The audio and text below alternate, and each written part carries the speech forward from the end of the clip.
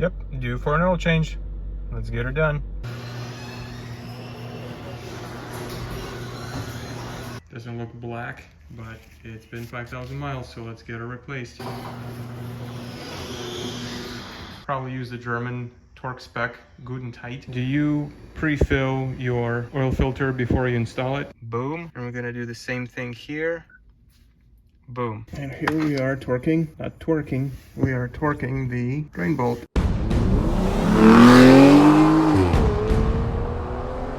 Hello friends, welcome to my Mitsubishi Outlander vlog. This is going to be an interesting one. This is the third oil change on this 2020 Outlander. The original oil change was done at 1,000 miles, so we drained the factory oil and installed a magnetic drain plug. Then 5,000 miles later, at 6,000 miles on the odometer, the second oil change was performed. Factory Mitsubishi oil filter replaced, and the drain plug has collected a little bit of shaving material, which is consistent with normal wear of the engine. And then finally today we are at 11,000 miles, 5,000 miles since the last oil change, and we're going to do the same thing. Install a brand new Mitsubishi oil filter and put some 0W20 synthetic oil. Let's go.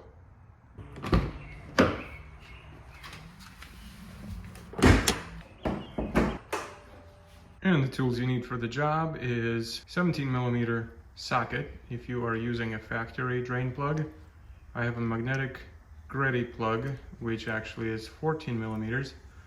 You will need a torque wrench if you're a geek like me, and we're going to tighten that oil pan drain bolt to 29 foot-pounds. Or most of you probably use the German torque spec, good and tight.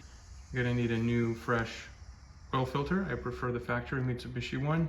And of course 0W20 synthetic oil that is recommended for these 2.4 liter 4-cylinder Mitsubishi engines in North America. And then of course you're going to need at least a 5-quart, I recommend a 7-quart capacity drain pan to catch all that dirty oil. As you can see, this engine compartment is pretty clean. The car is a little bit over 2 years old. It's got 19,000 miles on it.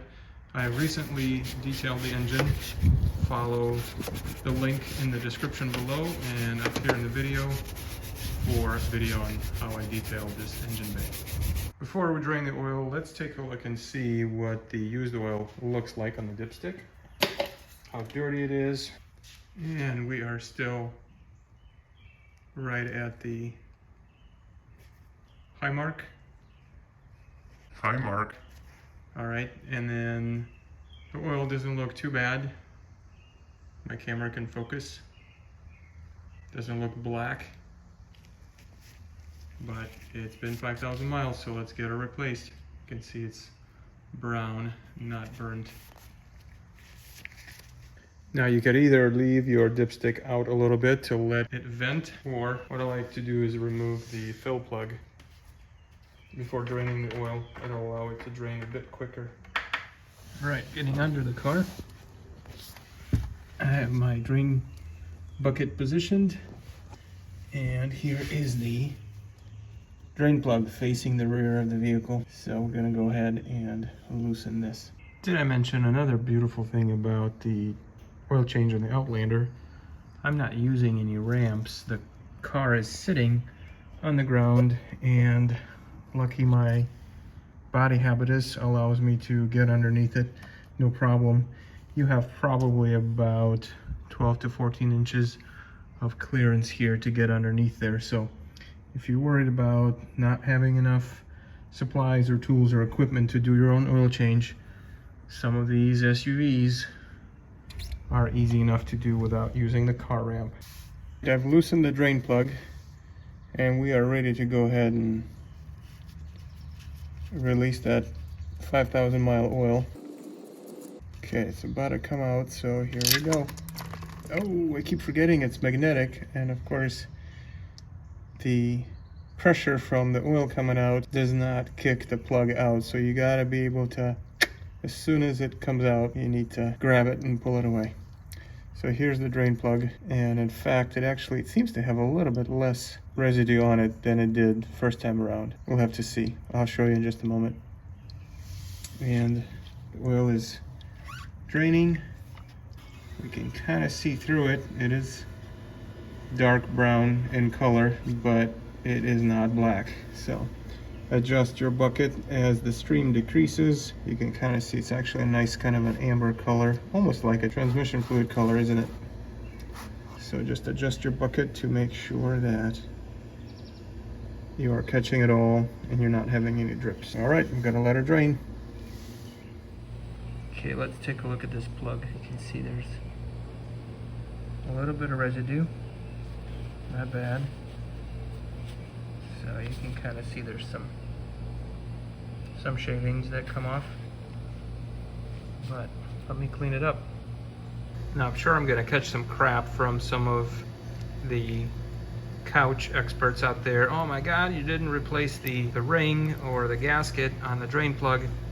This one actually is quite tough and it has not gotten compressed or crushed in any way. So yes, I intend to reuse it.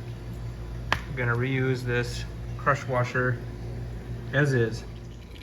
And the oil is still draining while I'm waiting. I've cleaned up the plug, so we're just gonna install it temporarily up here. How handy. Right, while the oil is draining, we're gonna get the oil filter prepared for installation. So this one I picked up at my local Mitsubishi parts department. Comes with a nice seal on it. And this is where I will put in the mileage and the date that I'm doing this oil change. So today is August 9th of 2023, and we are at 11,000 miles. I've included the date and current mileage at the oil change. The other thing I like to do is to fill the oil filter prior to installation, at least about halfway, if not all the way full.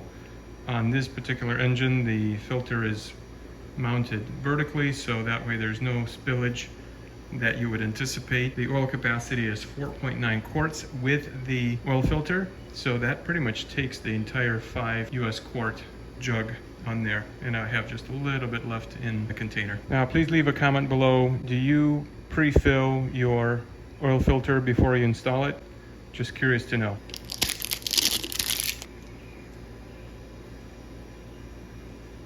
Look at that, comes with lubricant already. Don't need to dip your finger in the oil jug and do it with oil, but you could do that still. But this is nice that they do that from the factory. So when you remove your old oil filter, you can do it by hand if you're a Hulk, if the previous owner or mechanic tightened it a lot. I also like to use this cup wrench here. This one is 14 flute, 65-14 I guess they call it. So it's got 14 flutes. It's actually a Toyota filter wrench. I use it on my GX470 also, so one filter that works on both cars. That's a win-win situation. Now if you don't have one of these, you could also get one of these strap wrenches. It's basically a rubber band that forms a loop around your filter. You can tighten this up here and then basically twist it off this way. It works on some vehicle, especially if you have like big trucks. If you have a semi, you have a Ford F350, the filter that's like 12 inches long. But with this particular one, it doesn't work because of the location of the filter. It's sort of buried above the skid plates, and then the skid plates are not allowing you to get perpendicular to the filter to get any grip on it. So that's why I like to use this one. You just pop it to the base of your oil filter, use your socket drive here, and then it comes right off effortlessly. Right, here's the view from the top of the engine. We are standing on the driver's side. Here's the front of the engine. Windshield is this way, and here's our oil filter. So I'm going to see if I can get it in by hand. If not, we're going to use our wrench. It's been about 5 minutes. Looks like we are pretty much done draining here. So I'm going to clean this up and then get the drain plug reinstalled. Sorry about the lighting. Here is our Gretty drain plug. And this we're going to torque to 29 foot-pounds. And here we are torquing, not twerking, we are torquing the drain bolt to 29 foot-pounds. Actually, it says it ranges between 26 and 34, something like that. So I picked 29, kind of in the middle of the road. There we go. That's it. We're at 29. So the next thing is to move the drain pan under the front of the vehicle. And when you look under the front here, you have this plastic engine cover. Can't really call it a skid plate. And right where this cutoff is, right in front of the oil pan, if you reach in, you're going to find your oil filter. There it is. So I'm going to try to take that off by hand. If it doesn't work, I will use my oil filter wrench. So again, this is probably a bit better angle. You can see the oil filter right there. Of course, it's dark underneath because I have my oil pan in there. So let me get down there and take that off. And here's the oil. 12,000 miles on this. It's not black, more brown really, rather than black. Fairly clean. Still, good idea. Change it every 5,000 miles or once a year if you don't drive very much. And we're going to put a little bit of oil in and sort of do a pre-fill.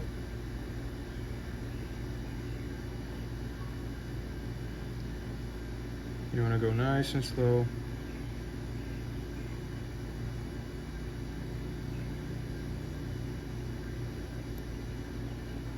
Right about there. You can kind of see it splashing. You don't want to fill it all the way, but it's a good way to pre-fill. The argument is this is the quickest way to affect oil pressure once the engine starts up, but a lot of these modern engines really do not require pre-fill, but I still like to do it because I'm old-fashioned.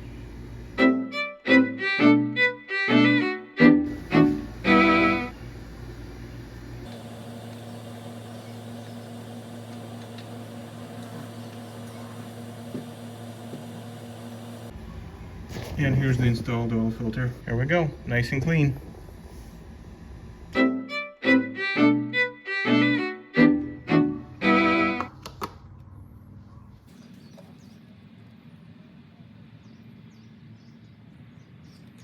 All right, so we put probably about 4.5 quarts. 4.5 quarts, so only half a quart remaining. Gonna check the level and see if we need to add any more.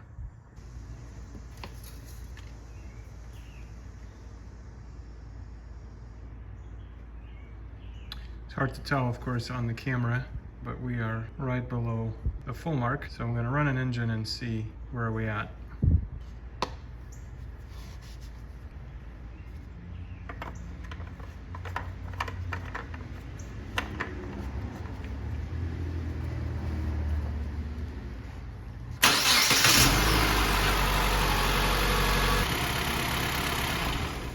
But that's it for a minute. I'm gonna check the level again. Okay, let's do our customary bottom of the drain pan inspection. A few traces of some metal shavings. I hope this is still normal for those of you who are engine specialists. We're not feeling any big chunks here.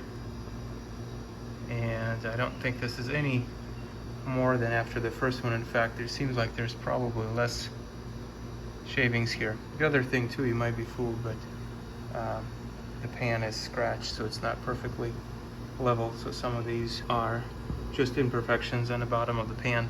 That magnet was fairly clean, so I am pretty happy with it. Keep changing your oil at the normal intervals and you are going to be a happy camper. And my final check. Looks like we are right on. I know there's a little streak here. Looks like we're overfilled, but we're right there. Perfect. So we just completed the third oil change and need to reset the computer. So we're gonna get into our menu, maintenance, engine oil. So it looks like the period for maintenance has been exceeded. Yes, by only 191 miles. So we are going to reset this. Let's say delete. We're gonna do the same thing with the oil filter. Update the change, today's date, and change distance odometer reading, yes. Boom. And we're gonna do the same thing here.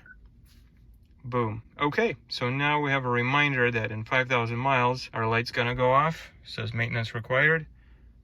And we'll be changing oil. If we don't drive 5,000 miles in 1 year, it will give me a reminder. So today is September 8th, 2023. We're at 11,000 miles. Oil change number 3 is complete.